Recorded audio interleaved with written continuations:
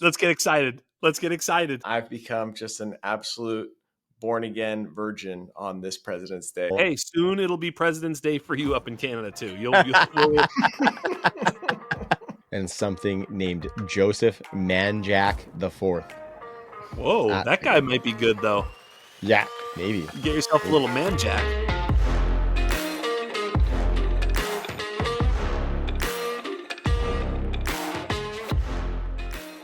Sights and sounds and edges found. It's time to get down with the underground, the Dynasty Underground. We are the show that goes to the depths of the Dynasty landscape. I am Trav, hosting and West Coasting as is customary, coming at you from beautiful British Columbia, where, gentlemen, it is family day today. And we had the day off, got to spend time with the kids, had a nice dinner, etc., etc. So happy family day on behalf of Canada to all of you. With me tonight, of course, the wise man, Jax Falcone, saved our asses on having a technical difficulty almost just now. Love you, brother. Thank you. How are you tonight? I'm here for a reason. You know what I mean? So yeah, let's get it. Hey, what is it? Family Day? It's Veterans Day, or what is it today for us? Family Day. Presidents. We got presidents. Not Veterans Day. President's Day. Very what a good. day. Holidays. Hey, soon it'll be President's Day for you up in Canada too. We'll get you in the fold. Yeah, maybe so, right? That's there are rumors of such. Also with us is Mr. Joe Kuvatakis, not in his customary button up. We have casual Kuvatakis tonight. How are you doing tonight, my man? Casual Kuvatakis. I like the sound of that. I'm doing great. I was telling you guys before the show, now that we have some combine invites and we can really sift through this data, I've become just an absolute born-again virgin on this President's Day. So it's been a lot of fun merging spreadsheets. Apostrophes and names have become the bane of my existence for merging spreadsheets. But we're getting there, baby. We're in the middle of it. Nice. How are the hyphens treating you? Oh, not many hyphens this year, which is nice. Not many hyphens, but so many apostrophes. And depending on your data source and how they treat those, where the apostrophe goes alphabetically, holy shit, what a nightmare. That was like half of the time just sorting through apostrophes. Yeah, there are some solid names in this draft class. For sure. Of course, anybody who is listening, please make sure you subscribe to that YouTube channel. That is where we are posted up, the Undroppables. You can find us also on your audio platforms. Please check us out. Leave a comment on the YouTube channel. Leave a review on the audio platform. That goes a long way for us. Really having fun doing this show and having fun interacting with all of the fans. And of course, at the Undroppables on social media. And you can find our social media in the episode description. Guys, we got a fun episode. Like, this is kind of like a little bit of an in-between episode for us. Last week, we did a really good rookie mock draft where we kind of set some values on these guys as it pertains to a draft setting. Next week, we're going to do our combine preview, which I know we're very, very excited to talk about. A bunch of grown men doing athletic feats in their underwear. That's going to be exciting. This week, we're having a bit of a fun episode. We are going to take a recent mock draft from one Chad Reeder of NFL.com, and we are going to break down some of the landing spots that we saw. But first, guys, I just kind of want to talk about where we're at in the process, because it is research time. We're all in the weeds. Joe, you mentioned you are a born-again virgin. I am something similar as of late. Let's talk about just one name throughout this process, where we're at right now, that is popping for us. Somebody who we think that we might be a little bit of ahead of consensus on come draft time, or generally just somebody who's popping off the sheet that we might value more than the cognoscenti at this point. Jax, we're going to start with you on this one. Who's your guy? It's been kind of on brand for me with Jackson Dart. I feel like I've been pushing. It's funny because I have no effect on anything, except it feels like I have an effect on his like ADP, because I've been like just clamoring for him, and now all of a sudden everybody else is. So feels good to be leading that charge. Trey Harris, of course, Harold Fannin. I don't know, if you dig a little deeper, I love, still like Jalen Royals and Jalen Noel, or however you say his last name, Noel. Love those dudes. Running backs, Devin Neal, RJ Harvey. I think those are my tribe. I like it. How about yourself, Joe? Well, if I had to pick one name, it's Ricky White out of UNLV. Oh, I like it. His stats are blowing me away. He had a dominator rating of 46.9. He had like the 100th percentile team target share number. Checks almost every box in my binary threshold test that I talked about last week. Scores a 10, up there with Luther Burden, Emeka Buka, Tetaroa McMillan.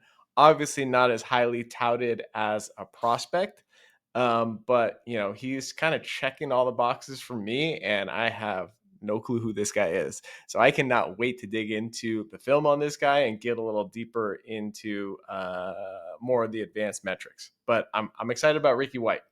Yeah, it's like if you could just see me, I'm frantically Googling like the monkey on that, on the computer and the, and that GIF. It's like, oh my Isn't God. he the third? Isn't it like Ricky White the third or the fourth or something? I think he's got like a number on the end of it. That'd be great. I'm just going to look at the first one, though. The first Ricky White.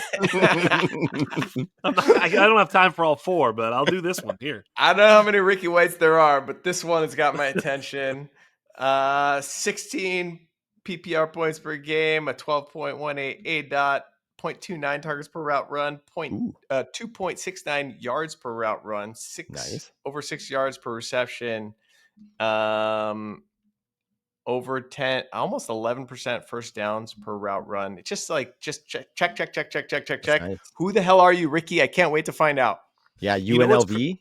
You know what's crazy is I bet you he's going to do really well in our model too, because he's going to crush. The model likes junior season a little bit, because that's how it kind of evens out early declare. You know what I mean? Like just by looking at, his junior season was 3.83 yards per route run, senior as a 2.93. So he did have a pretty dope junior season with almost 1,500 receiving yards. Pretty awesome.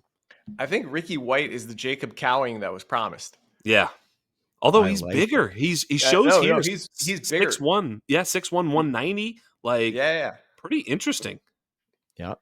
He's got some deep A dot years too, but falls in the splash zone that we like. So I'm excited about Ricky White. Like I said, I don't know anything about him, never seen him play, but the statistics say dig. He is Ricky White the third, by the way. Yeah. Okay. I like that. That's bonus points right there. Style points on the back of the jersey for sure. So true. Do you think Ricky White the first went by Ricky, or was he Ricardo? Maybe Richard. Because I feel like a younger Ricky instead of Richard Jr. would just be Ricky, instead of Richard Jr. Interesting. Technically it wouldn't be the third if it's Richard then Ricky. You'd just be Ricky. You'd be the first Ricky. If you're the son of Richard, you're not the second. Just pointing this out. Not to get in the weeds here, but if your father is Richard White and you're Ricky White, you are not the second. If your grandfather was Ricky White, your father is Ricky White, then you're Ricky White, then you can claim the moniker of Ricky White the third. Yeah, but I mean, if your name is Richard and they just call you Ricky, you're still the third. I mean, it could be all three. It could be Dick, Richard, and then Ricky. Who the fuck knows, right? Dick White. Dick White. Not sure if you're bragging about that. You know what I'm saying, fellas? Okay, I got a couple guys here, fella. Not necessarily unheralded. One of the guys that I've really been liking is Quinshawn Judkins. I've been watching some of his tape today, watching some of it while I gave my sons a bath earlier. They were playing with their little boats, and I was watching some Quinshawn. Really like the data profile, 1,000 yards in each of his 3 years. That first season of his as a true freshman at Ole Miss, he had like 1,567 rushing yards. I looked that up on StatHead. That's the 11th best all time for a freshman running back as far as rushing yards, and his 16 touchdowns were tied for 15th best for a freshman running back. So all things we like out of these guys. And I think we talked about him last week, and Jax, you were a little bit hesitant on saying that he can be a good pass catcher. And I think he absolutely can at the NFL level. So that's a guy that I like, maybe one that we're going to talk about in this mock draft here. For sure. And then a wide receiver that I think I'm attaching myself a little bit more to is Jaden Higgins. I think the size is really nice. Some of the other metrics that show that he can do other things than just size guy things, if that makes sense, are kind of apparent. Really good share of all of the work alongside Jalen Noel as well. You like that to see two guys dominating there. So he didn't really take a huge hit. So yeah, Jaden Higgins is a guy that I'm also liking. And then my dark horse running back, kind of my Blake Watson for this year's Trey Stewart. Not going to get into the data just yet because we will talk about some dark horses, I'm sure, later on in the offseason. But we got some real nice data on him as well. So yeah, kind of the guys I'm riding with so far, fellas. Can Excited to I get say into one this. thing? Can I say one Yes, thing? you can. Just before I forget. This whole Travis Hunter thing is starting to piss me off. I'm just going to tell you. I Tell think me I'm about over it. it. Let's get into it. I think I'm over it. I think I'm completely over it. I'm not talking about him anymore. This is me saying forget about it. Like just forget about it. Just I'm not talking about your cornerback. Like no more. No more. No more Travis Hunter talk. I'm done. I took him out of my wide receiver rankings There thus we go. far. Yep. Like he declared as a corner for the combine, so I'm treating him like a corner, and I think it's a do not touch until we learn more. Yes. I mean, there's a certain point where it's worth it, but I don't know Yeah, if yeah. it is right now. 4th or 5th round Yeah. pick at this point. Like just shove him back there. We'll talk about him later. Like wait till something happens. I'm just done. He's not part of the conversation anymore just because he clouds the conversation to me. I'm just taking him out. We'll bring him back in if it's relevant later. That's just the way I'm playing it right now. It's too much. I can't handle Yeah, it. man. It's a sad story. It's a sad story. We could be losing out on a fantastic fantasy asset. And I think the draft that we're going to talk about here might tell a bit of a different story than what we're hearing in the rumblings. But guys, we're going to start at the top of this draft. Again, this is Chad Reader's draft from NFL.com. We're going to go through. I feel like Chad kind of had us fantasy gamers in mind when he did this mock because it is wild and there is a lot of meat on the bone for us to pull off and talk about here, fellas. So I want to be clear as well that none of this is to like trash or tear down Chad's mock. You will not see No. me putting in the effort ever to do a full NFL mock draft with offense and defense. So none of this is to throw any shade towards Chad because he's putting in more work than I would. And we appreciate him for it because it has given us some nice content to talk about on I this would like episode. to say I don't plan on doing it, but if I feel like it, I will shit on Chad's. I will do it. I'm Fair just enough. saying. Like if I feel Fair like enough. it, I will do it. I'm not here to specifically do that though. No. Totally. My comment to the group chat was this mock draft is unhinged. Yeah. Yes. Yes. but that does make it fun. That And does you know make what? it That happens in the real draft too, right? We're just like, what are they thinking? Right? correct. That's Yes. that's what this is. Let's treat it like that and react accordingly. That's Yes. the beauty of it. That's the beauty of it. Yeah. So I'm not going to screen share here, fellas, but there will be some stuff showing below for the viewers. The first pick in the draft is made by the Tennessee Titans and a little bit chalky on this one. Tennessee Titans taking Cam Ward with pick number 1. If you guys have seen the Uncovered airwaves, shout out to Uncovered. They have their own channel now, Uncovered_NFL. Our guy Chev, who does the Titans Uncovered pick, is on team Travis Hunter no matter what with the number 1 overall pick. So what do you guys think about the Cam Ward pick here and the Titans inserting a new quarterback into that offense and trying to, take another step forward for this team? Hypothetically speaking, if Cam Ward were to go to the Titans, I think that would be probably good for the franchise. I think it would be bad for Tajay. I think we've probably given up on most of that wide receiver core. So I don't know. I feel like he'd be set up to fail pretty badly. And I'm not excited about any quarterback that ends up on the Titans. And I'd feel particularly bad for Cam Ward if he were there. Yeah, I that's think it's kind of a tough fair. spot for him, right? That team's not in a great spot. I was kind of thinking though, like with him coming in there, he's obviously going to be giving them better quarterback play than they have had. Got a little bit of athleticism to him, not necessarily like crazy runner, but I don't know, man. I think it could be a little bit more successful than we might give it credit for. He's kind of an enigma after all of that Washington State, and I don't even know what this place is that he went in 2020 and 2021. It's an abbreviation on PFF, and I don't even know. but then he comes to Miami and absolutely lights it up. I feel like there could be some untapped there that we might not be seeing. Whereas if he went to a bigger program for a longer time, we would have seen it more to be able to cement ourselves in it. But what do you think about that, Jax? I will say this, that I think Cam Ward is getting the sort of hype that he's going to be in the top 4 or 5 picks, which means he's got to be in our top 4 or 5 in Superflex, and that's really all there is to it. I mean, at some point you've got to push the button, after maybe Tet and Genty, you really have to start thinking about the quarterback. I got to say, though, the Jackson Dart, I had Brett Whitefield on the pod. I'm sure you guys heard, and he was waxing poetic about Jackson Dart. And then he did his mock draft on his show. I can't remember the name of the show right now. Brett Whitefield's first draft, I think it's called.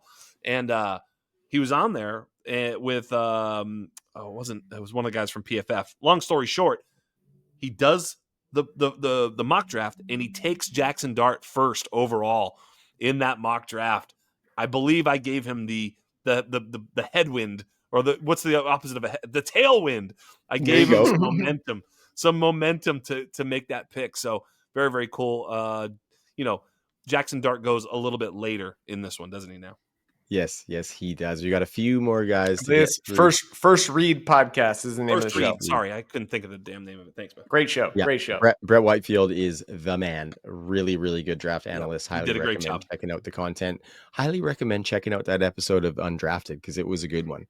Yes. Well, Cool. So we've been joking about how I don't know who my number 1 quarterback in this class is, but Jackson Dart is definitely my number 2 quarterback in this class, which is obviously not consensus, but that makes me feel better because I really don't want him to end up on the Titans because I like him quite a bit. Yeah. And I don't know. We'll see. Anyways, go ahead. We shall see. Yeah. Well, and then if I may, the next pick is the New York Giants taking Shedeur Sanders at 3. There's been some talk about the Giants maybe making a trade, maybe drafting one in that sort of early second, or jumping back in and drafting one, Quinn Ewers, Jackson Dart type around the 1-2 turn if they're available, whatever, this type of thing, or the Matt Stafford,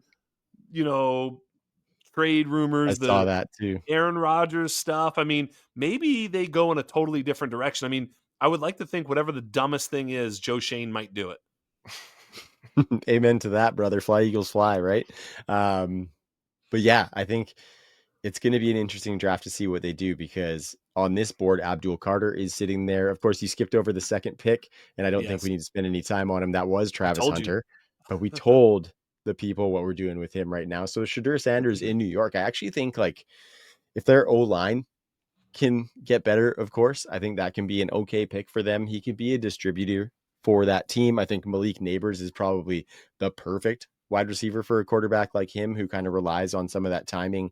Isn't really I found Shedeur Sanders isn't really making plays on his own. He's not making magic when he gets off schedule. He can escape the pocket and whatnot, but it's not necessarily the prettiest from the games that I watched. And the data looks nice for sure, but I have a lot of questions about Shedeur Sanders. And so I think we need to get him in some of that rhythm timing stuff. And I think Malik could be nice, but I think that's not the whole picture that needs to be around Shedeur Sanders. I think he would get eaten alive behind a bad offensive line. And I think that is a terrible start because if he goes 3 overall, he's starting right away. Yeah, it's trouble there. I agree. That's a fire you might not want to get thrown into. I'm having a realization here in real time as we're talking through this, which proves to me just what a good idea this episode is.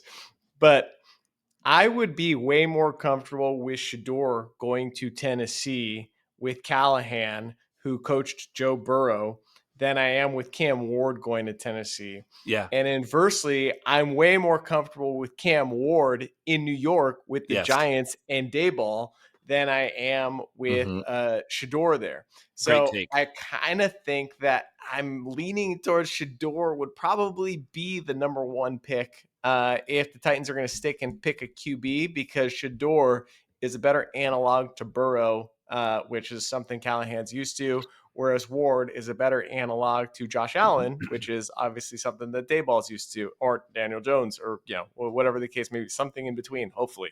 And maybe if Tennessee is smart, they could convince, brilliant guy Joe Shane to trade up to that number 1 pick to get their guy, and they could fall back to 3 and still get Shador. Yeah, Mhm. regardless of where Shador goes, his coach is getting fired after this season, and his dad's coming in. That's the other Yeah. thing that Yeah, no occurs to doubt. me, right? Whether it's Callahan or Dayball, Dion's going to be coaching in Tennessee or in New York next year. Or in Las Vegas. Ooh, Maybe. Maybe. Raider, And that's the Raider fan next pick. speaking. we're That's getting the next Jackson pick Dart, baby. on the board. I believe you would like this pick better than Shadur Sanders at 6, Joe, and that would be Ashton Genty to your Las Vegas Raiders.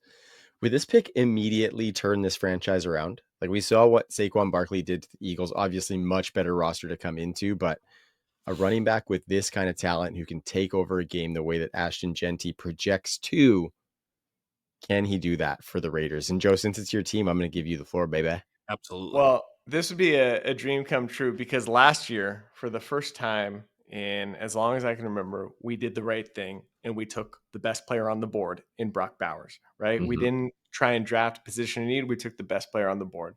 And at 6, I mean, I'm not sure about these other positions. Admittedly, I'm a fantasy guy, so I'm focused on these skill players, but we need running back pretty damn bad. So if we got Janty and then, I don't know, a quarterback later or even next year and addressed these other things built around them before they arrived so they could have a soft landing, I'd be thrilled. So yes, give me Bowers, give me Janty. All of a sudden we got 2 superstars and we just need a competent quarterback thereafter to make it work. So yeah, I mean, I don't think it's going to happen, but I'm I don't a think it's going to happen self-hating. either. I'm a self-hating Raider fan, but oh my God, I'd be thrilled. Are you kidding me?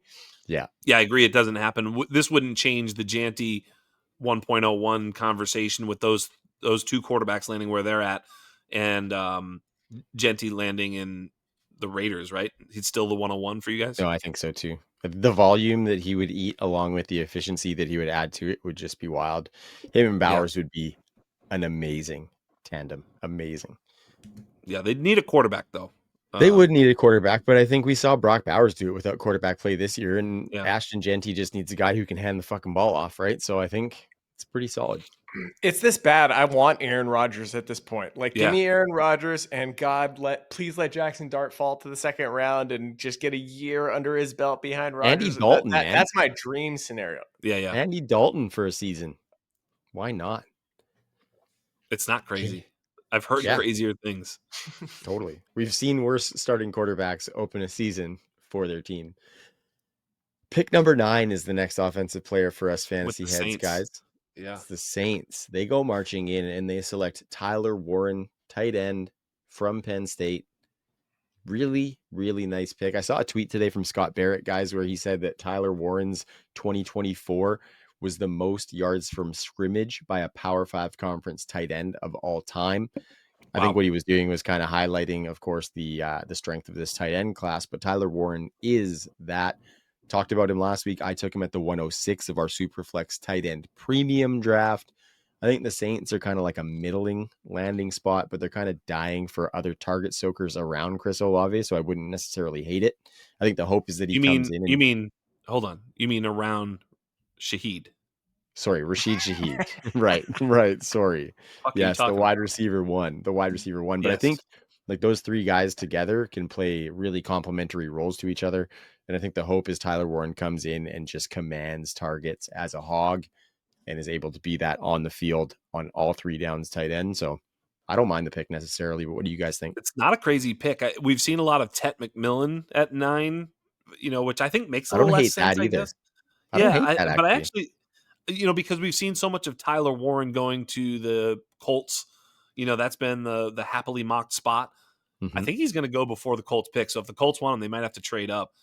This to number 9 is another one. Where else was I saw someone had him going to the Jets at 7. So I've seen him as high as the Jets at 7. Mhm. Going here, to New Orleans at 9. Look, this guy is probably T.J. Hawkinson at worst. So I think you've got, Yeah. I think it's a no-brainer pick somewhere in the middle of your first round of any rookie draft. Tight end premium. I mean, he could go second overall I mean, I don't necessarily love that type of pick, but I think it's reasonable enough to get him to number 2 overall in a big tight end premium. Mhm. This one's super interesting to me. My boy Zari Kadzadabian Love Z. excuse me, Yeah. over at Nice Football job. Guys. Yeah. He tweeted today, Tyler Warren is the updated version of Taysom Hill, bigger, faster, and the body control of a ballerina. I'm not sure how an NFL coach can mess this up. It's pretty funny because Taysom Hill Yes. departing from New Orleans, most likely, I think if it's not Right. official already. And so getting a new guy that can do a lot of the stuff that Taysom Hill does on a team that's used to that, obviously new coach, new scheme, new everything. So I don't even know if there's a Taysom Hill role, but Tyler Warren coming in as a do-it-all tight end to that offense, I think would make a ton of sense. I don't hate the pick. That's not where I want him to go because Yeah. actually I was thinking Right. like I kind of want him to go to Denver for the exact same reasons, but knowing Sean Payton, he's going to go sign Taysom Hill for some ungodly contract. Right. Yeah. Please don't, but he will. Yeah. He He will. absolutely He will. will. That's happening. That's happening. Come on. We know that's happening. So I despise the next pick, fellas, and I actually don't think this player is going to fall that far. But Ted McMillan goes at number 12 to the Dallas Cowboys to be a running mate with CD Lamb. I mean, don't hate it for fantasy, obviously. Dak Prescott coming back healthy, Dallas wanting to throw the ball, Brian Schottenheimer coming in there. We think he's going to be a little bit of a pass-heavy offensive coordinator in there. Did produce some decent years with Russell Wilson and the Seattle Seahawks back in the day. Ted McMillan at 12, though, do you guys think he falls that far? First off, because I've seen him go as high as 4 in some drafts, but never really seen him go down to pick 12. Yeah, I don't think there's any way he's falling to 12. I think if he did, it would be an absolute windfall to Dallas. I mean, that would basically be like when CD Lamb fell to him, when my Yeah. dumbass Raiders took Henry Ruggs over CD Lamb. It would basically be the same thing. And it would be a no-brainer pick. And that would be like an absolute game changer for this offense. I don't care who's coaching. I don't care who the scheme is. I don't even care who the quarterback is at that point, right? I'm interested. I'm Mhm. interested in that offense. I'm interested in that quarterback. Obviously, Dak would be in incredible shape. We saw the depth issues they had at wide receiver behind Lamb this year. So, yeah, that would be a windfall for everybody and I think fantasy gamers. Yeah, I think I think if either Travis Hunter or Abdul Carter are on the board at 4, the Patriots are taking one of them. But if they both go and only one quarterback goes or something like that, I think the Patriots Mhm. are in play for Ted McMillan at 4. Jacksonville shouldn't be in play because they have Brian Thomas Jr. and other expenses at the wide receiver position, but they're always in play. Vegas could do it. The Jets, I don't think so, but could do it. Carolina, after making 2 terrible picks at the wide receiver position at the 1-2 turn 2 years in a row. Leggett and what was the other guy? What was the other guy? Mingo. Mingo and Leggett. I mean, they didn't call me on those picks. I could fucking promise you that much. And then New Orleans has been, Mhm. rumored. Chicago probably won't. San Francisco maybe probably won't. I mean, he could actually conceivably He fall to could. this spot. Of course, I think in this case, that Dallas is at 12. Dallas taking him, not crazy. They've been, starving for someone opposite CD. CD loves to run out of the slot. Obviously, in 2 wide receiver sets, he's the man. He's still on the field, but like, Tolbert and all these guys that they've put out there. What is the other guy, Brooks or whatever? Like, they just haven't There's had Cooks and yeah. Cooks playing a little Z, but I mean, just that X guy since Gallup, even, and Gallup wasn't that Yeah. great, but they really haven't had that guy. I mean, to throw Ted McMillan out there, boy, oh boy, that would really change the geometry of the field. They still wouldn't have a running back, but they could get one later. They would probably need some offensive line help, but I think that'd be actually a really smart pick for Dallas, which means they won't do it. Makes me want to trade for Dak right now because I mean, Yeah, realistically, what I've seen mocked most often here to Dallas is Luther Burden, which I think would also be awesome. I think there's a little bit of overlap between where he Mhm. succeeds and where CD succeeds. So, yeah, like, Tet would be the better fit. exactly. And if he falls there, oh my God, I'd get really, really excited really quickly. Yes, Yeah. for sure. I actually Yeah. hope the Raiders take Tet over Janty. I was just talking about how much I'd love Janty, but I'd rather have the receiver locked I was up. actually just going to ask you that. Who would you rather have to kind of rebuild that offense, Tet or Genty? Tet, here's the reason. Yeah. Tet and whatever running backs available in the third round is better Yes. than Janty Yes. and whatever wide receivers available in the third round. Correct. That's why. Correct. Bingo. Which is why I think Janty's probably falling to the middle of the first and Tet's not falling to the 12th. Right. Yeah. Okay, fellas, going down the list. Actually, the Denver Broncos did draft a tight end in this draft, Joe, but not, of course, Tyler Warren. It's one of my favorite tight ends who I'm kind of ready to plant a flag in, and that would be Colston Loveland. For me, he is closer to tight end 1 than he is to tight end 3, I think. Very, very high on him.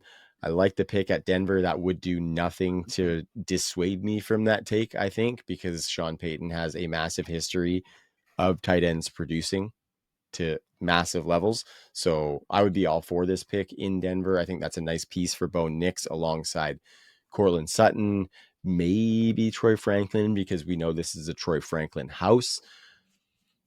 But what do you think about Colston Loveland, A, as a player, and then B, with the fit in Denver? Joe, I guess we'll start with you. I think we've all talked about Colston Loveland the last few episodes, and I think we're all sort of in agreement that he's at the very least a top 3 tight end in this class, probably top 2. Really comfortable with him doing everything. I don't think he falls to Denver, so I think this is again. I'm like certain Taysom Hill is going to the Broncos. Maybe they draft somebody else to be in that role, but I just this one feels like a square peg in a round hole to me. It's funny because every mock is mocking Colston Loveland to Denver, so it may be the worst kept secret, but I don't know. We'll see. They in this mock, he actually has them trading up a couple of spots to get Loveland. I do agree it's a 2-man tight end group, at least right now. We'll see what happens at the combine with guys like Arroyo and Fannin. Others, honestly, they're not in this category. They can't even get themselves in this category, I don't think. And I don't really think Arroyo and Fannin can either. Just there's a certain amount of, chalk that these two guys have that are going to put them as the top 2 tight ends. It's going to be very, very hard. I mean, if you prefer the other guys, I don't think they're ever going to leapfrog them in ADP unless we do see a pretty good landing spot for a tight end coming up, and we'll talk about it. But yeah, Loveland here I think is fine and cements himself as the tight end 2 until maybe a little bit later. Maybe. I think maybe before seeing this spot and before the combine, I would have Harold Fannin closer to a tier with those 2 guys than the next tier, I would say as well. So I feel you, Jax. But the next pick is at 21, and it's the Pittsburgh Steelers. And they take the aforementioned Quinshon Judkins. Joe, we were talking before the show about both of us liking Quinshon Judkins. I said that I think he's actually probably closer to that, second tier of running back behind Ashton Genty than he is to like running back 6 or 7 for me. So what do you guys think about the fit in Pittsburgh? And what do you think about Quinshon Judkins going as the running back 2 off the NFL board? Jax, kick this one off. Yeah, I think it's almost hilarious, right? That he sort of comes in and just is the Najee Harris replacement. And, I don't think they miss a beat. I think they get the younger, slightly more explosive version of Najee Harris. So, yeah, it'd be you just have Najee 2.0 with probably a little bit more with upside, Yep. Yeah. I mean, I can't imagine, and this is a Sigmund Gloom classic assumption of rational coaching, right? Like, I can't imagine they're going to take another running back in the first round after they did it and did not resign him. So, again, this one, I don't buy it. No. There's so many running backs, and I think that, like, even Judkins will probably be available at their next pick, Right. IRL. Right. Exactly. IRL. Yeah. Right. So I don't see this one happening. They also really, and we're not used to saying this about the Steelers, they really need another wide receiver bad, and I'm not sure who that is, but this seems like a better spot to take one of those and get one of the, I don't know, dozen good running backs later in this draft, because any one of them has more explosiveness than Najee Harris, not to mention one that's already on their team. It is Yeah. not a super high position of need. They definitely need another running mate with Warren, but in the first round again, 4 years later, I don't buy it. Yeah, and you look at it like I love the receiver being taken here, especially Ibuka. You know, if they Yeah. were to take Oh Ibuka yeah. here, Oh yeah. Oh, that's the along with right, best Pickens, possible scenario. that's as right, good as it gets because I for mean them. Yeah. just Pickens and Ibuka just You just got me super excited about Ibuka right there. Oh my right. god, I love Mhm. that. Yes. Except the Yeah, Roman when Empire comes crumbling down if that I know, happens. So. I know. Don't mention it. Come on, he was He just having a is moment. he's a slot flanker, deep ball guy. Yeah, Listen, he might be able to there's get on the plenty of ways yeah. for Roman to play out well Yeah, with Yeah. Ibuka on the team still. Yeah, I mean, absolutely going to Ibuka be would be that attacking. power slot. That power slot. You could play stretch Z with Roman if he's good enough to be that guy, which I think he Yeah. is actually, especially as Yes. the third banana for 49 sure. wheels. Yes, yes, yes. Yes. We don't need to relitigate Roman Wilson. All right, he was hurt. Yeah, I yeah. just don't No. He's think. good. He's good. He's good. We're good. Let's It's move on. trust me on this one. Let's just wait and see. All right. Yeah, I you love it. I can love it. feel free to line up for the Pittsburgh Way better than Steelers Calvin wide Austin. receiver 3.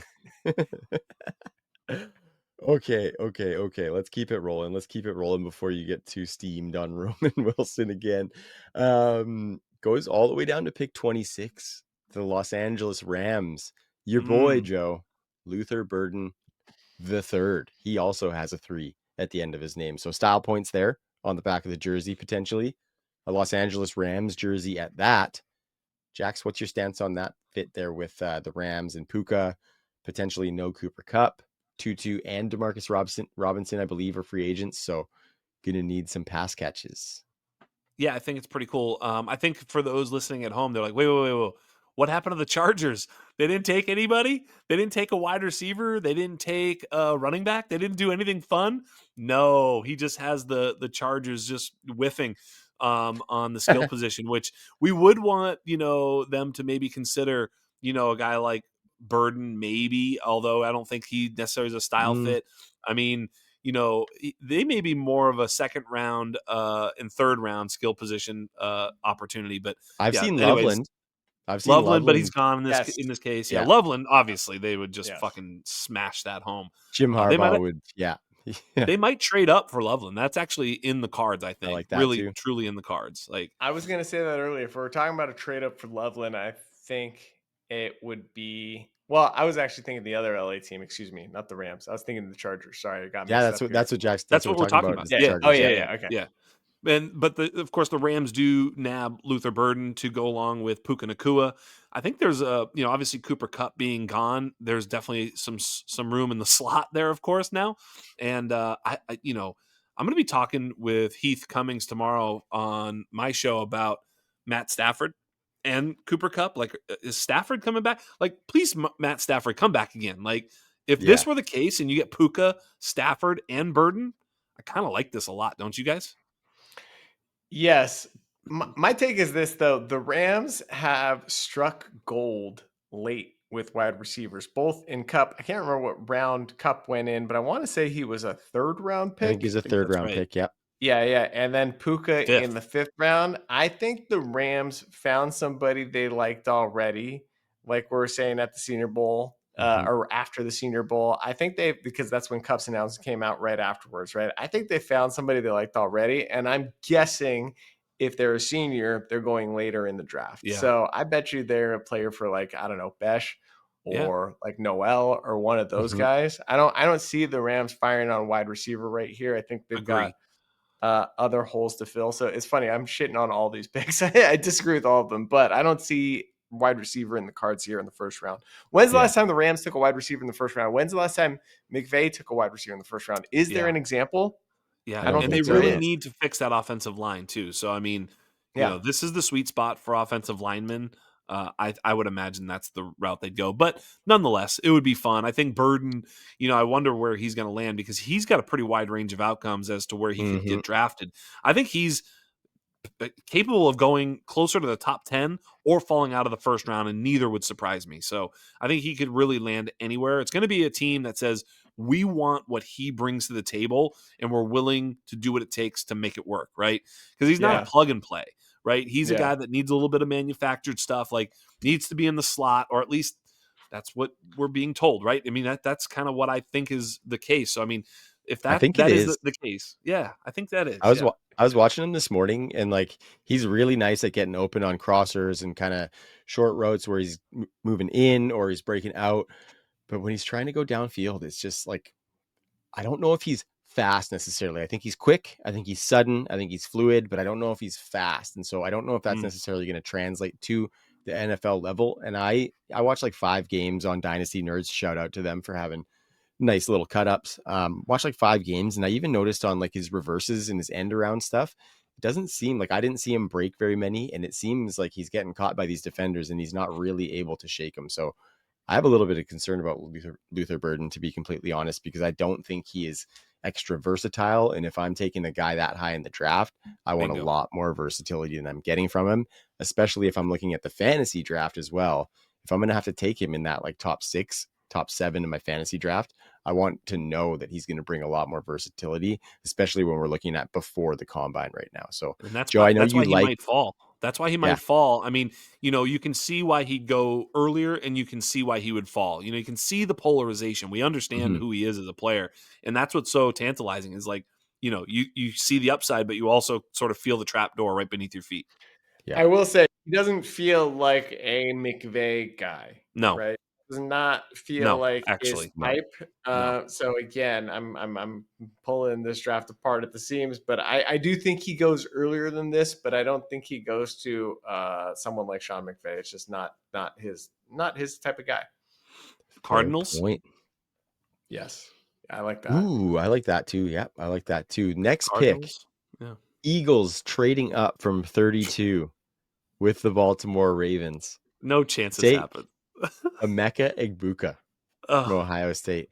I think it's in the trenches all the way for Howie this year, 100%. yeah. I mean, But this this would is be the kind of worst interesting, thing right? Like I ever. don't love this pick because he comes in and immediately like he is instantly a slot target eater, which I don't like for the versatility of both It's Devontae Smith awful. and AJ Brown. Yeah. Both of those guys move around, and I would hate And this and it pick for kills that. Goddard too. No, It we And it hate kills kills those. everything. Goddard It's the too. worst thing And ever. Like, yeah, Emeka is the guy who needs targets where, like, it's a volume power slot, and we're going to the team with the fewest pass attempts in the NFL. It's like, and they also already have 2 absolute studs, plus a mhm. viable tight end, plus the most dominant running back in the NFL. It's like that Plus a would be quarterback that steals all the touchdowns. yeah, this is the Yeah, worst case. This is awful. I don't want this for Emeka at all. It's not going to happen. no. We've talked about it. Pittsburgh would be a great spot. There are many other good spots we can talk about. But at least in this case, he's getting first round capital. That's like the only thing that we can be happy about. But I hate this spot. This is Mhm. the classic, "Don't you put that evil on me," GIF. Yeah, yeah, definitely. There's no way I that Don't mean, do evil this. is getting put there. even Howie, don't do it. the Commanders would be somewhat interesting, but Alongside not this. Terry, Yeah, exactly. definitely better than LMC as much as we would love to see Of LMC course. succeed. So that's not a bad place as well. Like where else? Like the Jets alongside Garrett Wilson potentially, but they pick way too early, I think. Well, maybe not way too early. They could probably trade back from their spot if they wanted to. Yeah. Getting more assets would not be terrible for them. So I would honestly say, like, there are 31 better landing spots for Aguka. Yeah. Yes, that's right. All the other ones. Yes, that's right. yeah. Well said, sir. Oh, here it Very well is. said. Okay, yeah. So the next guy comes in at 31. It is those dastardly New York Jets, but they are trading up from pick number 42 with the Kansas City Chiefs, and they are selecting one Jackson Dart of Ole Miss to be their quarterback of the future. Jackson Dart on the Jets. I think like definitely there's some moxie there that could be well placed in New York. I think it can really go either way with these guys, right? I don't think he would be a terrible fit, but what do you think, guys, about the fit in New York just as like an environment? Because it eats people up. And then what do you think is the fit with Garrett Wilson, which is a really nice target for him to come into? What do you say, Joe? I'm looking up right now if Jackson Dart has a girlfriend or not because I'm thinking about him in New York. Yeah. He does, and she's a baddie. Anyway, so so no, I hate this pick. I hate this pick. Yeah, no, this is such a good take. He needs to go to like Tennessee or something. That, But yeah. Yeah, yeah, Jackson Dart totally. needs to go. Yeah, Oh yeah. my god. I'd feel better about Jackson Dart in Tennessee than Cam Ward. Like, I'd Yeah. rather he falls to them. I don't want him in New York. I don't want him around that franchise. Don't ruin Jackson Dart. If anyone's gonna ruin him, please let him be ruined in Las Vegas Yeah. on my team as Yeah. opposed to this other dysfunctional franchise. Mhm. Yeah, I agree totally. This makes it awful for me too, because of course the one team I am contractually obligated to hate as a Yeah. Patriots fan is the Jets. Then my guy goes there. It would just be this is juju we don't want to talk about. So I really hate this. But I will say this. Now if we're talking about Jackson Dart getting picked here at the 1-2 turn, where do you like him? Let's say this is the case, and that we kind of have the current texture of our rookie drafts. Where are you comfortable taking him in a super flex rookie draft? Oh, Kind of he'd depends, be right? Is he your Like I think quarterback too? Like, is he that good? Like, is he a top half, top 7? the Jets might paint a bit of a different picture than some of these other teams that might need a quarterback, right? If we look at some of the teams in the second round that could be jumping up, I would probably like some of them better.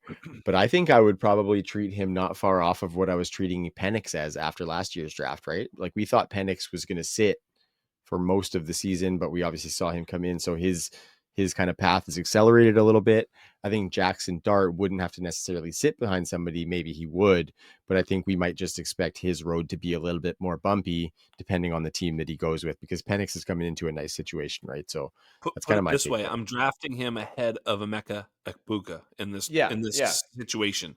I Like, was Mhm. gonna say he's a mid first. If he has a clear pathway to starter's role, and maybe he sits for like 4 games behind, right, Ty God or whatever, fine, right? right. We would put him right in the middle of the first round. Yep. But I will say again, the other thing I thought of, and this is why this exercise is good, is because I'm thinking like, if Shador went to the Jets, I wouldn't be as worried. And so I think this is telling me that Shador is my quarterback one. This is the coin flip thing all over again. We've talked about Mm. it 3 episodes now, but this is a coin flip thing where I'm like, oh man, like I'd feel okay about Shador there, right? I'd be worried about Dart. So yeah, no, I don't want this to happen for a number of reasons, but mostly because it would be a waste of his talents in terms of his being not single. Hmm. So I'm glad we're all sitting for this next pick because we're going to the top of the second round. And I was a little blown away when I saw this one. The Cleveland Yeah. Browns selecting Quinn Ewers from Texas as their quarterback of the future. I mentioned it on the show, guys. I'm not necessarily kind of in the pulse of the college football landscape being up here in Canada. And I know neither of you guys are in Texas or anything necessarily, but is there vibes around Quinn Ewers? Like I mentioned with Bo Nix, there was vibes around his Auburn tenure that he was the butt of the joke a little bit. You know what I mean? And I don't think it's to that extent for Quinn Ewers, but do you guys have any general vibes around Quinn Ewers? I don't really know him that well as a prospect. Haven't looked into him just yet, but he played on a big program. So he's got some big time football on his resume, but I think this is a little bit higher than we thought we'd see him, right, Joe? I feel like we're being trolled right now by what's his name, by Chad Reuter, Reeder. Yeah. from Chad Reeder. I feel like we're being trolled. Like there's no world. Think I don't think yours is fourth on anyone's board really, aside from his, right? Like it's pretty much Milrow, and we talked about Will Howard being the Mm-hmm. other guy. I think yours is like third round pick at best territory.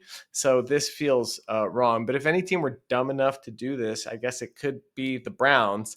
I just don't think that that's what's going to happen, and I think they could do it at the top of the third if they really wanted to. So no, I again, strongly, vehemently disagree with this pick, mostly where he is in this mock draft. Yeah, totally. But if it happened, if Oh it man. happened, if we get Quinn Ewers with the same sort of draft capital as Jackson Dart, in that spot, you really have to start to consider Quinn Ewers with a early second round pick in your rookie draft, Sure, a super sure. flex draft, because he's going to get an opportunity. Like in this case too, with the Browns, like the way they're playing this, I think he'd get opportunity right away. Pretty early. Yeah, and while we don't really think he's the guy, he's going to throw for yards and touchdowns and interceptions. You know what I mean? He's just going to go out there and do stuff, and he's going to score fantasy points. And I don't think he's going to be all that good. I remember thinking, this just isn't the guy. I just don't think he's the guy when you watch him play. But he's got some helmet scouting. He's got this sort of whatever you want to call it. That the big program behind him. There'll be some, artificial fantasy value, the AFV for that they talk about with, Destination Devi, Scott and them. He'll still have some fans. You'll be able to get off him. You'll be able to draft him and trade him once he's throwing the football in a real game. Yeah. You know what I mean? So I think, just those are the best things I can say about him. He's going to play football in the NFL if he gets drafted here, but that's good enough at the quarterback position, I don't know. Dude has been surrounded by first and second round picks as his receiving weapons the entire time he's been in college, right? Yep. And I can't help but think, I have not been able to help but think that he's been holding them all back. Yeah. Yeah. Good point. Yeah, yep. And I think Jack's, just to touch on kind of your point with Quinn Ewers and what we're doing with him in drafts, those guys can be kind of fun, right? Like you're instantly looking at it as a trade chip, and you're kind of trying to watch that value creep up and find that spot. Like it's really fun to try and find that spot, knowing that you're going to try and get off a guy because you know that there's going to be that spike that comes, right? It's just how high is that Will spike? Levis. Yeah, right. Exactly. You're trying to hold on. Maybe I get a quarterback out of him. We never really liked Will Levis, but there were opportunities to get off Will Levis for a very good return. Yeah. Show of hands. Who successfully got off of Will Levis for a profit? Well, I never bought in last year. 0 shares, 0 cares. Yeah. Okay. All right. 0 shares, 0 cares. I agree with you in that regard, right? Yeah. I wouldn't know. It wasn't that easy getting rid of Will Levis, let me tell you. Oh, okay. I see. Speaking from experience. There you go. Yes. For drafting him for the exact same reasons you just discussed, right? But people are too smart for that. Like, I don't know. They really are. Nobody's excited about Quinn Ewers unless you're playing in the league with a bunch of freaking Texas fans. Yeah, no, it's true. Same thing with Zach Wilson. Even like I drafted Zach Wilson and kind of got stuck with him at one point. And did very little to. Yeah, that's right. You're right. Yep. When the draft intelligentsia makes fun of the pick in real time or questions the pick in real time, like that sticks with them forever, right? It's like having a terrible game on an island game early in the season that sticks with people throughout the rest of the season. It's the same thing on draft day. Like if a guy is overdrafted and questioned, then everyone's always going to doubt him, right? I will say though, I can think of times I did get off like Kenny Pickett after year one. Remember the hype in the offseason? He was a first round pick. That's different. He was a first round pick. No, but I'm just using another example of a player that I didn't like. Zach Wilson was a first round pick too. I think the time to get off of them is generally that first off season when there's like right now, if you want to get off Caleb, well, now's a good time. If you believe that he's going to fail, now's the time, right? If you believe that Bo Nix isn't good, like he's got a lot of value right now. Like if you ever don't believe in a guy, that first off season is a great time to move. Even Penix has done nothing. Totally. If you don't believe in JJ McCarthy, you can sell him, right? So after that first year, I think there's still that sort of, they give you the benefit of the doubt into that first off season. Yeah. I literally believe in everybody you just named. Me too. I do too. I'm just using the this year's rookies. I believe in all of them. Great quarterback class. Yes, I do too. Yes, just believe. Oh boy, here you go, Trav. Take us to the next one. This is like this. Just introducing you guys to the part of this program where all of these guys get draft capital. This is the Leggett, Mingo, all the Keon Coleman part of the draft. That's what we're at right now. Go ahead. Absolutely. And with pick number 35, the Tennessee Titans select teammate of the first overall pick, Cam Ward. Now they're taking Xavier Restrepo with the 35th pick. And what is that? Wide receiver 4 off the board or something like that? Oof. What do you guys think?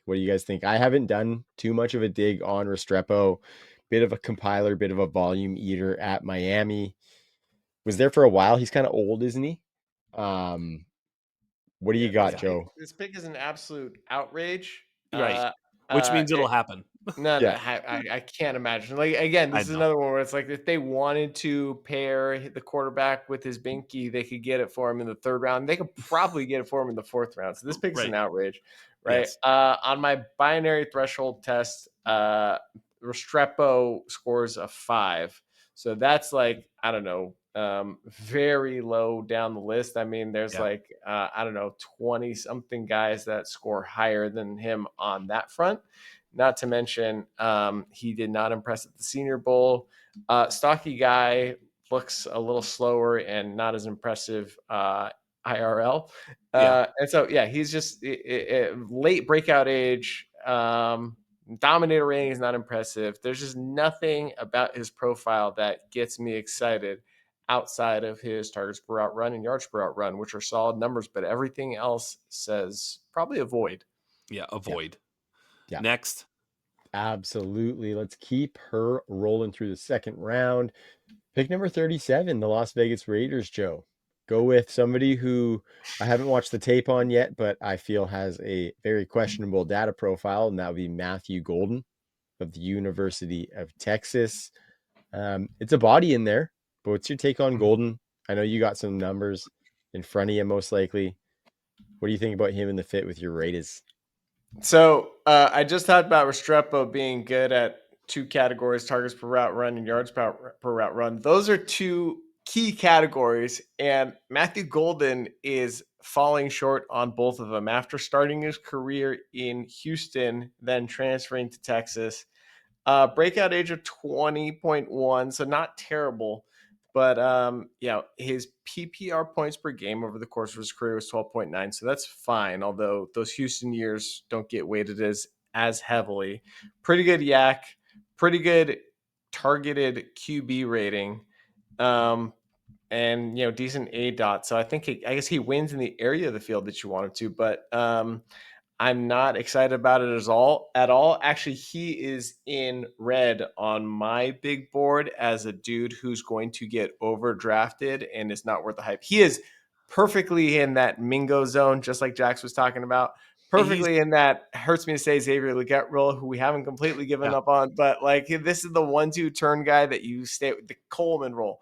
Yeah, World, but this right? is AD Mitchell 2.0. I mean, same team, same everything. Like, Well, here's the thing though. AD Mitchell put some sick stuff on tape, right? Like I was no AD Mitchell fan, and my argument against AD Mitchell was just the inconsistency. But if you saw certain plays, you're like, oh yeah, dude, that guy's got everything. for sure. I'm not sure that's the case with Golden. I haven't watched that much film on him yet, but I That did is watch a the lot of AD Mitchell film, Yeah. and I understood the appeal. My argument was always the consistency.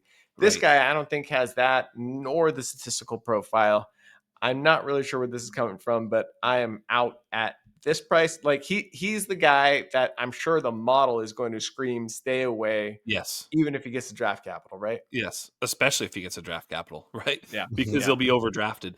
Yep. Yeah, I This mean, is the value that we bring to the table, right? Draft capital is a Bingo. great indicator, and where we help our audience is to tell them the NFL got it wrong. yeah, Go this ahead, is Jackson. an outlier, is what it is what we think this is. Like, one of these days, Keon Coleman or Xavier Legette or Jonathan Mingo or AD Mitchell or one of these guys is going to hit, and everybody's going to be like, "See, you guys were wrong," and I'll be like, "Yeah, sure." Once. It does happen. I mean, so at the end of the day, yeah, absolutely fading Matthew Golden. He'll be perfect because he'll be someone that your league mates will draft that'll push someone else further Yep. down to you. So That's exactly what he Definitely. is. yeah, It's a, Yeah. a first Looking at his first round innings eater. Yep. looking at his final year at Houston, and he was outproduced by a guy named Sam Brown and something named Joseph Manjack the Fourth. Whoa, that guy might be good though. Yeah, maybe. You get yourself a little man jack. Yeah, hey, we've all been there. We've all been there. Boy, oh boy. Sam Brown is also in this draft, by the way, and Is he? his profile is not. Oh wait, no wait, hang on. There's a Samuel Brown from Miami. Different Did guy. he transfer to a different guy? I don't know. No I'm clue. just gonna say it's a No different guy. clue. Let's Yeah, just yeah, Don't even probably. think it's worth looking here's a up, guy. fella. Here's a Yeah, guy that This transferred. is a guy. This is a guy that transferred. This is the guy. Yep. Okay, so This next, let's get excited. Let's get excited. Let's get a little excited here. Pick number 44, Dallas Cowboys, Omarion Hampton. They completely Ooh. retool their offense with Tet McMillan at wide receiver, and now they pick up Omarion Hampton. I do like me some Omarion Hampton and his ability to eat up bell cow snaps and volume.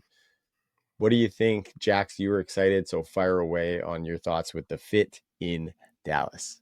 I mean, Dallas going Tet McMillan and Omarion Hampton. Oh, So Dallas. So I Dallas. mean, jeez Louise, that would be so good. And yes, I think now you'd have those would be the 102 and the 103 and almost every that is so exciting.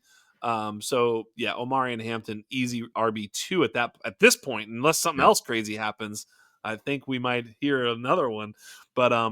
But yeah, that's I definitely have him over Quinshawn Judkins still, even though Judkins went 20 picks, 25 picks ahead of him to Pittsburgh. I'd much rather have Omari and Hampton in Dallas with early second round cap. This would be unbelievable. Whoever goes to Dallas is going to get steamed up. And I do think they're going to take one of these backs at some point, probably a top. They're going to take a top 10 back, right? They're gonna, right? Yeah, I think so. They have to. They have Yeah. to. I think I'd have him and Judkins closer. Think I might lean him a little bit. Schottenheimer, like I said, did have some of those good years, did have some good pass catching years for one Chris Carson in Seattle as well. So things would be looking up for Omarion Hampton taking over that bell cow role. Joe, you got a sentence on Omarion, and then we're gonna keep her rolling because there's some juice here for us to squeeze. Yeah, there is. Yeah, I just feel like Omarion's not a great fit in Dallas. I mean, I love Omarion Hampton. It just doesn't seem to fit, I don't know, a Schottenheimer scheme. Like, I almost feel like Judkins would be better in Yeah. Dallas than Omarion would, but I like Omarion as a talent better than Judkins. I'll just leave it at that. But yes, we'd be very excited. We're going to be very excited about whoever Dallas takes up running back, whenever they take a running back. Mm-hmm. Yeah. Mm-hmm. The Colts, we talked about it in the first round, but in the second round, they get their tight end, pick number 45. The Indianapolis Colts select not Harold Fannin Jr., but Elijah Arroyo. Apparently, their dicks got hard from that Senior Bowl, fellas, because Arroyo coming up to the second round at pick 45. Very, very athletic guy. Not a ton of production to speak of, though. Do we think this would be a worthwhile pick for the Colts or a mistake? Let's go, Well, Jax. yeah, well, I mean, Elijah Arroyo has all the upside. He does have over Harold Fannin. He does have the better body, right? A little bit taller, a little bit bigger. Profiles a little bit more as an inline player, which of course, tethers him to a higher snap share. You're right. The production was not good, even in his productive season, was not good. But being the tight end 3, getting early, top 50 draft capital as the tight end 3 in real life. On a team that's starving for a tight end, yeah, this would get me pretty excited. And until we see where Harold Fannin lands, I might be Elijah Arroyo as the tight end 3, but we'll see if we get there. I just want to pour one out for our boy, Daniel J. Wisner, and his boy, Jelani Woods, because this is like, we've been keeping the candle lit for Jelani for a long time. And, he missed another season. It seems It's like over. it's never going to happen. It's over. Yeah, it's right. over. Granson, Mo Alley, Cox, Will Mallory. Granson There's was been my guy. so many names at this position for the Colts for so many years. Seemingly every year they grab one. Arroyo kind of feels like he'd put them all to bed for us and make our decision easy. So I'd be excited about it, I guess. I don't know. I'm a little sad about their whole offensive situation, so I kind of want to see him go somewhere else. But Arroyo, I think, would be the dude they've been looking for. Athletic. We know they like that. And so he just kind of fits the profile of what they've wanted for a long time and haven't really been able to. They've been trying to piece together and haven't done it yet. I think all of those other failed athletes on their resume makes me a little bit worried for Elijah Arroyo having success there. That's fair. without taking into context the shambles that their offense seems to be in to some extent. So I don't know if I like this for that reason as well, Joe. So I'm with you. Yeah, I mean, it goes back to like Eric Swope. Remember him? They've been drafting athletes at tight end forever. Yep. It is They a place even where picked up tight ends Ebron. tight ends go to die for sure. Speaking of a terrible pick, what do we got next, Trav? Well, the Cincinnati Bengals, they take another what would be massive outlier in Tez Johnson. Little preview for next week. Of course, we said we're going to be talking combine. Tez Johnson's weight is one that I will be watching like a hawk. But what do you think about the Bengals replacing T. Higgins, They're not. This massive is no. alpha Yeah. receiver, with Tiny Tez at pick 49? It's A not a happening. T, T's not going anywhere. Number one. Number Truth. You got the two. franchise tag. That's a good point to talk about here. Yeah, he's not going anywhere. He is staying right where he's at. And then, I mean, don't you guys agree, or am I talking No, out I of think school here? Joe Burrow is the catalyst for that. I think his the way he's been so vocal about this is probably part of the reason why they franchised him, is because they're trying to hold on hope that they can get something done for the long term to make their quarterback happy. Yeah, So yeah, I think Joe Burrow being vocal has been helping this cause. There are other Higgins replacements in this draft that could right, sort of match what he does, and Tez Johnson is the furthest thing from that. right, You know, Tez, same test I've talked about for 2 weeks now. He actually scores really well. He's tied with Burden, Egbuka, McMillan, Ricky White, and scoring a 10 thus far on this test. But he's got he's got a few fatal flaws. One is his size, and two is his ADOT. His ADOT is 6.6. I'm sorry, you can't right, weigh 155 pounds and have a 6.6 ADOT. You need to Mhm. right, be able to win downfield, and he has not demonstrated an ability to do that. If you watch his videos from the Senior Bowl, he was taking like 7 steps in the right. one-on-one drills to get open. It was a joke. This Yep. guy, I don't think has what it takes to beat press man, and I No. don't like. I just like, even though he checks all these other boxes, there's a one glaring red flag in his statistical profile and one glaring red flag in his physical profile, and those two together is almost disqualifying, especially the Yeah. T Higgins role. We said it earlier on the undrafted. He's closer to Jacob Cowing than he is to Tank Dell, and that's all we need Yeah, to talk about. yeah. I think I'd rather have Cowing. Yeah. Yeah, me too. Let's Me get to the too. red meat. Let's get to the red Yeah. meat. Yeah, this Come on. one is Come on. this steak barely even touched the grill. Pick 52. Walked it through a warm room. Yeah. Yeah, yeah, exactly. Yeah. Held a I love held a lighter under it, maybe. it. Pick 52, the Pittsburgh Steelers take what may or may not be their quarterback of the future in Jalen Milroe. So Ooh. instead of keeping Justin Fields, they decide to get them a nice, shiny new Jalen Milroe. We obviously don't know what's happening with Russ as of yet. Um, Talked a little bit about maybe Jackson Dart, or I've seen a little bit of rumblings of Jackson Dart being available for them. But Jalen Milroe, what do we think about that, guys? Does that kind of pigeonhole their offense a little bit? We talked about maybe some wide receiver fits going there, Emeka Egbuka. I would not like this for guys like that. But what say Right. you, Jax? You're ready to go. Yeah, for sure. I mean, I think this is early enough to pick 52, somewhere in there, somewhere in the top 50 is still early enough. It's like the Jalen Hurts, spot, the early second. I mean, he was a little earlier than that, as I Yeah, recall. I don't remember, but, closer to pick 40, I believe. something like that. Whatever. Yeah. Yeah, 35 to 40, I believe. Anyway, regardless, that early second, Jalen Milroe, athleticism, Mike Tomlin offense, you could do a lot worse. I'd certainly be taking him above Quinn Ewers in this situation. Mhm. So yeah, he'd be certainly, if Quinn Ewers and him were on the board early second, I'm definitely hitting Milroe over Ewers in this example. Yeah. They might only start 12 games in their career, and Jalen Milroe is going to give you much better fantasy production in those 12 games. And if he Yes. starts a lot more, then you're very happy with that. Joe, what's your take on Jalen Milroe in the NFL, and particularly with the Steelers? Yeah, this is another dude I really want to see him sit for an extended period when he comes into the league. Maybe in this scenario, they keep Russell Wilson around and he gets like a year of learning on the bench. I think that would do him a lot of good. Plus, he could be in something of that Fields role where he comes in on those like 3rd and 1s or whatever, right? And gets the or 3rd and 5s and just gets the quarterback carry. I think he can slide into that role better than Fields could. and is, doesn't have all the baggage that Fields already has in the NFL. So I'm pretty good with this pick, and I think Tomlin would know how to get the most out of this guy. But I feel like we've been putting too much faith in Tomlin anyway, so I digress.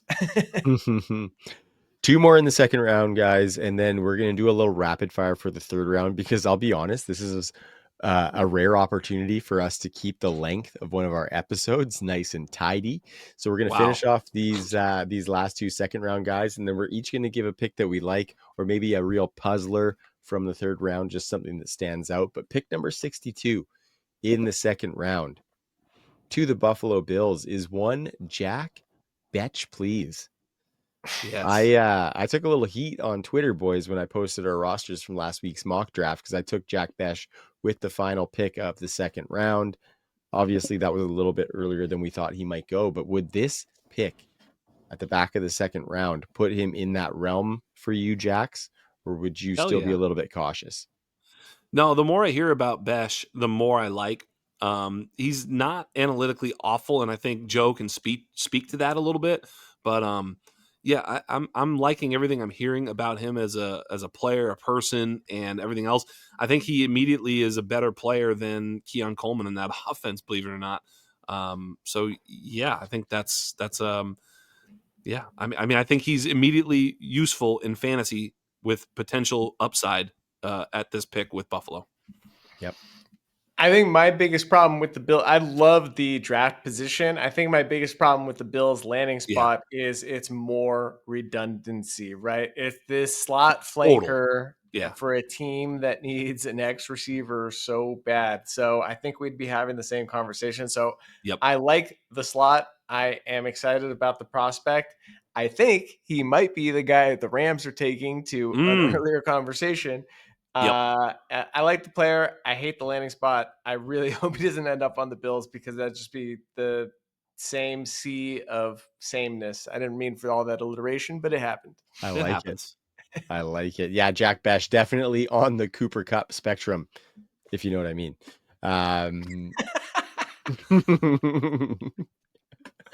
Pick number 63 right after the Buffalo Bills, the Kansas City Chiefs. This one's a little off the board for me too, fellas. Jaden Blue from Texas. The Texas draft picks are running wild in this draft so far. I know almost nothing about Jaden Blue, guys. Haven't even looked at the data or the tape yet. I know he's a name that I'm going to need to do that stuff for, but that's about it. Joe, you got anything on him?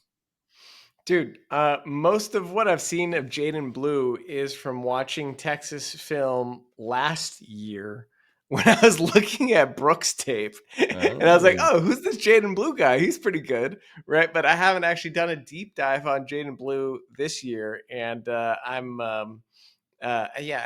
there's so many great running backs on the board. I haven't gotten a Blue yet, admittedly. So, like, maybe there's something here, but I don't think he's at this point in the draft over some of the names still on the board. Mm-hmm. This pick would be Clyde Edwards-Helaire 2.0 because Clyde Edwards hilarious. Just Kansas City taking the wrong running back at the wrong time when there's still elite talents on the board would be abjectly hilarious. I assume that's what this person is doing with this mock draft. I think he's trolling us. Yeah, he's trolling Kansas Chad City Reeder. fans. He's trolling the fantasy nerds for sure. We might have to check There's in with no him on that one. other earthly explanation for it at all. I want to see if this guy went to Texas. Quinn Ewers, Jaden Blue. All right, what's Chad Reeder? Where did he go to school? Do a deep dive for sure. He's I'm from doing Texas. it as we go. The next pick at 64 is an offensive guard. Texas? I'm going to find out right now. Hang on. You guys keep going. Okay, what are the odds he's from Texas? I mean, plus 200 is the most you could get. I mean, he is from Texas. I personally cannot wait to find out. Just about to move into the third round. I would like to mention to any of our listeners or viewers, thank you for kicking it with us. Having a lot of fun doing this show on the Undroppables airwaves, getting some really good content out there for the people. Shout out to the Dynasty Pulse doing good content for the YouTube channel as well. Really, really appreciate the boys and the hard work they're doing too. So Undroppables is just going to the moon. So we really want to make sure you follow us on social media, subscribe to that YouTube channel, Going to be some fun stuff coming to the Patreon and the Discord as well. So keep it locked and keep it dialed with us, because this show is only 7 episodes in and we have just scratched the surface. So getting pretty close to moving into the third round of this draft. As I mentioned, Joe is still trying to hunt down the birthplace of one Chad Reader to I'm on see like where his LinkedIn right allegiance now. lies on LinkedIn, just like on the dark Feeling a web little hunting. weird right now. Yeah. It's getting a little creepy.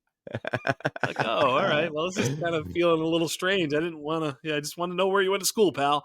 Yeah. So, Yeah, Joe, I think we might save you some of that agony and some of that perversion and move into this third round.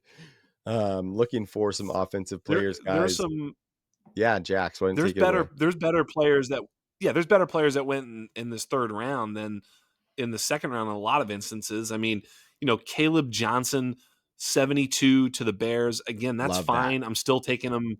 Yeah, that's great. Like, there's going to be some third round running backs, and the third round is a new second round. I'm totally fine with him going there. Totally. Travion Henderson going to the New England Patriots is very, very exciting for me. Yeah, I bet. That oh, so good. I think so. Trey Harris in this scenario goes to the New Orleans Saints. I really hate that for him. I think that the nuts landing spot for a player like Trey Harris is probably with the Commanders, right? Where he can play with a guy like Jaden Daniels who can hit him up deep, whether that be in the second round or wherever. That doesn't What really about matter. Terry, though? Like, Terry does a lot of that, though, doesn't he? Of course, but it's okay because Yeah. you saw Diami Brown taking it deep. Like, there's going to be two outside players with Jaden. It's not just going to be one guy. So, yeah, I think there's still plenty of opportunities, and it's not like all he has to do is go downtown. My point is that Yeah. Jaden can make those plays and get him those big plays. He can hold on to the ball a little bit longer because of his athleticism and hit him on deep posts, deep in routes, right? All those those routes that are going to yield you those big plays that Trey Harris can make.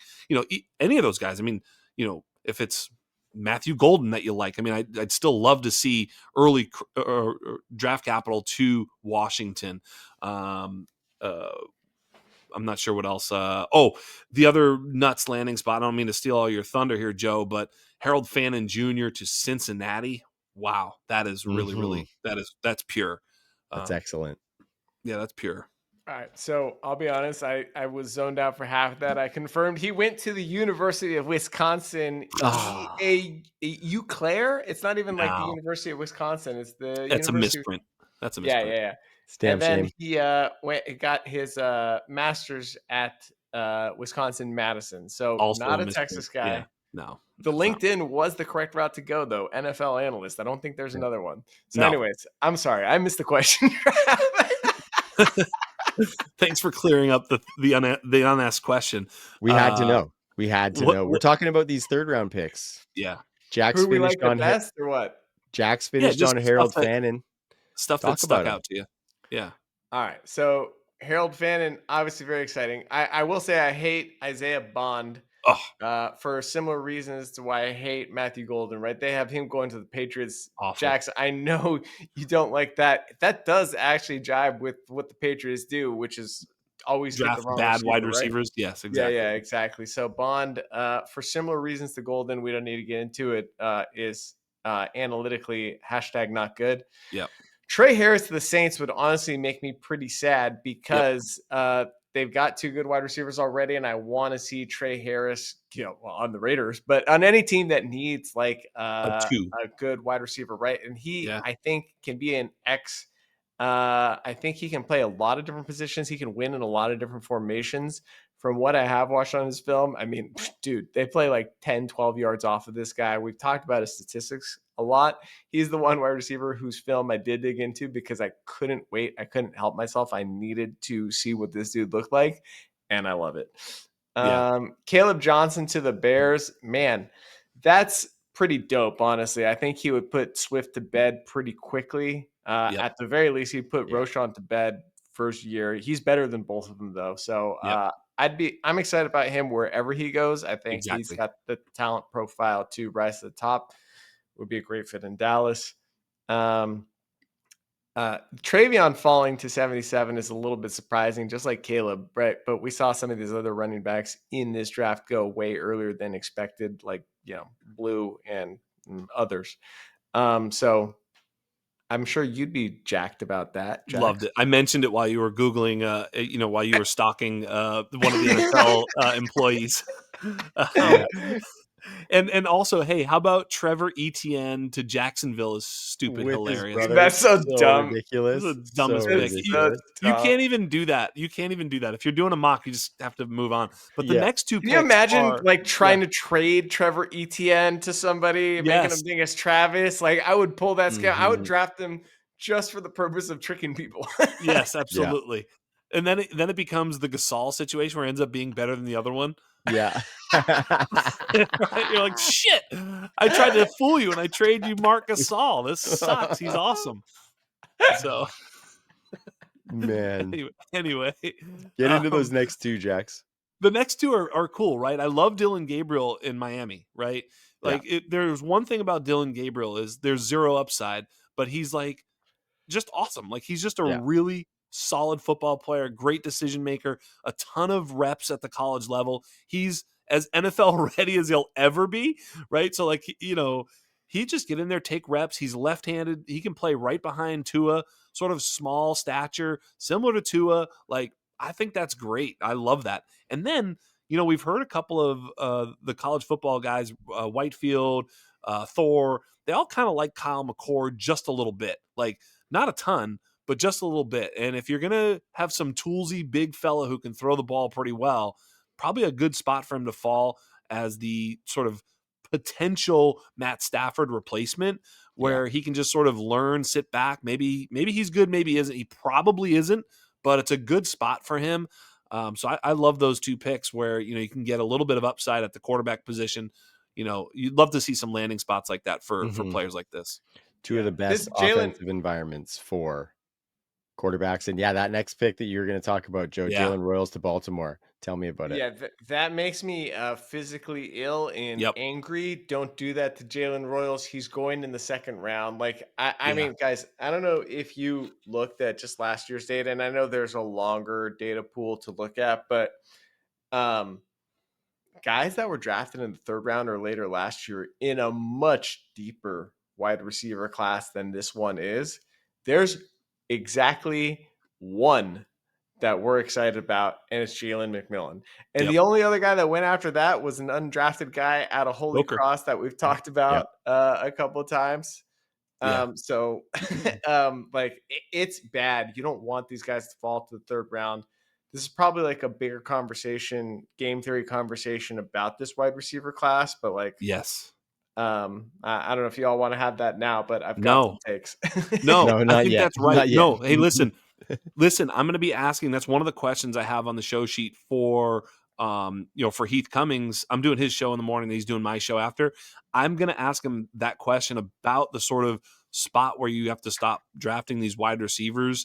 And, I'll get some of my thoughts out there, but I think that's a deeper conversation we should have with the three of us here. Before we go, though, another great running back landing spot, Dylan Yes. Sampson lands with the Minnesota Vikings there at pick 97. Again, I don't care how late these running backs go, quite the opposite of the wide receivers. This Dylan Sampson to Minnesota would be really exciting for anybody who likes Dylan Sampson for sure. Joe does. I think if he went to the Vikings, I would definitively win our mock draft from last week. Yeah. Fair point. Right. Fair point. Yes, you absolutely would. You absolutely would. That'd be a great landing spot for him with KOC. Are the Vikings this year's Cowboys, even though the Cowboys are last year's Cowboys still? Yeah. I I know what you mean, and they You lost are. me. You lost No, me. they really are. They really are. That's correct. Maybe the What do you- Chargers. Maybe this year's Chargers, even though the Chargers are kind of still there too. Mason Taylor going is the only other Yeah. tight end.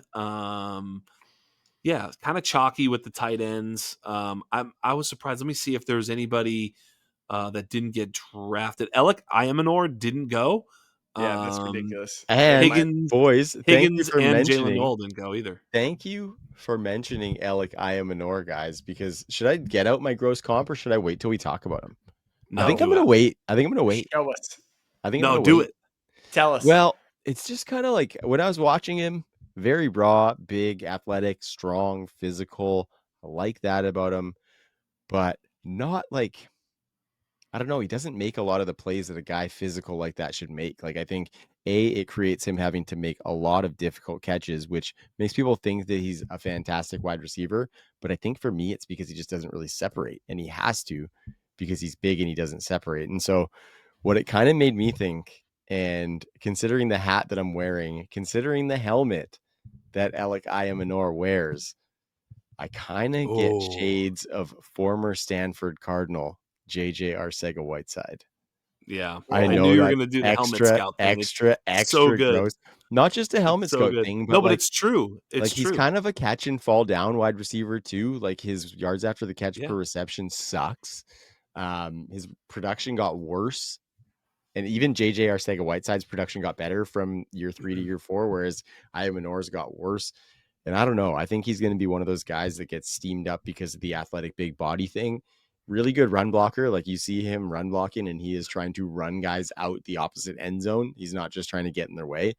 But I don't think that's enough for me to be a viable fantasy asset. Joe, I think you were intrigued by him last time we talked. I don't know if you've done more digging to kind of place your opinion, but what do you think about Alec Imanor? Yeah, I I have, and I actually share a lot of your concerns. So he's not a bulletproof prospect by any means. He did score an 8 out of 11 on my threshold test thus far. He also has a pretty good EPA per play. Where he was lacking is missed tackles forced per reception, not surprising for a guy that size. Targeted QB rating, maybe his QB sucked, and the yak per reception, which you already touched on, which was 4.49. So that's tied to missed tackles forced per reception. So he's not a great yak guy. His QB may have sucked.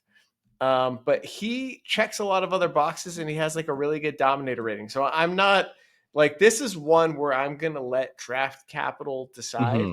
Mm-hmm. I'm not ready to decide one way or another, and I need to watch film on him, more film on him. I've seen the highlights, right? But I need to watch more film on him to decide how I actually feel. Like we were talking about a T. Higgins replacement, right? This is a dude that felt like a T. Higgins replacement in Cincinnati if he were to go away. Big body, just dominant player that has another player sucking up a lot of attention. Kind of feels like the right fit to me. I certainly wouldn't want him as my number one, but I think he'd be a No. very viable X on a lot Mm-hmm. of teams. Totally. And Just as I to was thinking, oh, go ahead, go Jax. ahead. Yeah, I Oh, was just yeah, I gonna was say just just to circle back, of course. No, you, please. No, me, you go. Just to circle back on the Jaden Blue pick, he is. I don't know exactly what running back because there's too many to count, but on like mock draft database, he is goes at an average pick of 336. So basically not drafted mm-hmm. behind a slew of running backs. And I was surprised to see in this particular one, especially in a 3-round mock, to not see Devin Neal, RJ Harvey, or Ollie Gordon for that matter, or Mm-hmm. even DJ Giddens. I like all 4 of those guys certainly as well or better than, obviously Jaden Blue or whatever his stupid name is. No, really. I mean, I'm just really Yeah. surprised. And even, Cam Scatabo, who did not get drafted, who I think might not get drafted in that 3rd round, but Dylan Sampson did. Cam Scatabo, I was workshopping this. This one isn't over. It's going to have to be a particle acceleration chamber, comp, but half of the comp for Cam Scatabo, you're going to like this one. Clyde Edwards-Helaire. Ooh, I see that, man. Half. I see the half for sure. I can see that.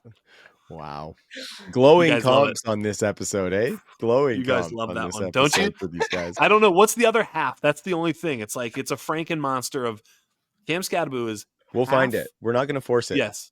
No, don't We'll find force it. it. Just We'll find it. if you guys know on the interwebs, And I at think me. that is a good way to wrap this bad boy up. I'm gonna have nightmares. I was never in on Clyde. I'm kind of in on Scatabo. I definitely like him a lot more than I ever liked Clyde.